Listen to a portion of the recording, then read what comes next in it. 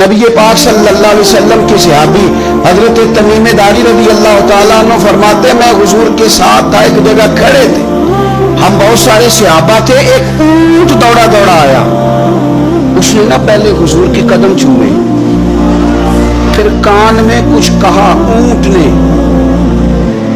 تو حضور فرمانے لگے تو فکر نہ کر، اگر تو سچا ہے تو تیری مدد ہوگی، اور اگر تو جھوٹا ہے تو تجھے تیرے جھوٹ کی سزا ملے۔ تھوڑی دیر گزری تو حضرت تمیم داری رضی اللہ تعالیٰ عنہ فرماتے ہیں کچھ لوگ دوڑے دوڑے آئے، عرض کرنے لگے حضور یہ ہمارا اونٹ بھاگ آیا ہے اور 3 دن سے بھاگا ہے، مل نہیں رہا۔ حضور فرمانے لگے یہ تو تمہاری شکایت کر رہا ہے، یہ تو کہہ رہا ہے یا رسول اللہ میں نے گرمی سردی میں ان کی خدمت کی، اور جب میں بوڑھا ہو گیا تو انہوں نے مجھے افزائش نسل کے لیے رکھ لیا، میری نسل سے ان کے کتنے اونٹ پیدا ہوئے، اب میں بوڑھا ہو گیا ہوں تو مجھے کاٹ کے ذبح کر کے کھانا چاہتے ہیں۔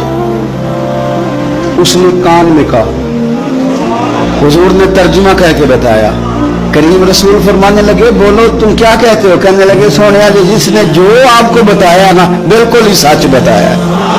ابو داؤد شریف کی حدیث عرض کر رہا ہوں حضور بالکل ایسے ہی ہے، گرمی سردی میں اس نے کام کیا، پھر ہم نے اس سے بڑے افزائش نسل کا کام لیا، حضور ذبح کرنا چاہتے ہیں۔ تو نبی پاک فرمانے لگے اتنی جو خدمت کرے اس کا صلہ پھر چھری ہے، تم اچھا صلہ دے رہے ہو؟ کہنے لگے حضور ہم کچھ نہیں کہتے، ذبح بھی نہیں کرتے، آپ اس کو دے دیں۔ حضور فرمانے لگے اب نہیں میں تم پہ اعتماد کرتا، اس طرح کرو میرے ہاتھ بیچ دو۔ 100 دینار کا میرے نبی پاک نے اونٹ خرید لیا۔ حضور نے نہ اونٹ کو تبکی دی، فرمایا جا تو آزاد ہے۔ اونٹ نے نا پتہ نہیں کیا باتیں کی، ایک بات کی تو حضور نے فرمایا آمین، دوسری کی تو کہا آمین، تیسری کی دعا کی تو کہا آمین، چوتھی بات اونٹ نے کی تو نبی پاک رو پڑے۔ اونٹ چلا گیا، صحابہ کہتے ہیں عرض کی یا رسول اللہ اونٹ نے کیا کہا ہے؟ تو حضور فرمانے لگے اس نے پہلی دفعہ یہ کہا ہے کہ یا رسول اللہ اللہ آپ کو میری طرف سے، اسلام کی طرف کے اور قرآن کی طرف سے بہترین صلہ عطا کرے۔ تو میں نے کہا آمین، اور پھر اس نے کہا دوسری دعا دی، اے اللہ کے پیارے رسول صلی اللہ علیہ وسلم جس طرح آپ نے آج میرا خوف دور کیا ہے، میں دعا کرتا ہوں اللہ آپ کی امت سے قیامت کا خوف دور کرے۔ اور میں نے کہا آمین۔ تو نبی پاک صلی اللہ تعالی علیہ وآلہ وسلم فرماتے ہیں پھر اس نے تیسری دعا کی، عرض کی یا رسول اللہ صلی اللہ تعالی علیہ وسلم جس طرح آج آپ نے میرا خون بچایا ہے، سنیا میری دعا ہے رب تیری امت کا خون محفوظ کرے۔ تو میں نے کہا آمین۔ حضور فرماتے ہیں پھر اس نے چوتھی دعا کی، یا رسول اللہ میری دعا ہے آپ کی امت لڑے نہ، جنگ و جدال نہ کرے، آپس میں گلے نہ کاٹے۔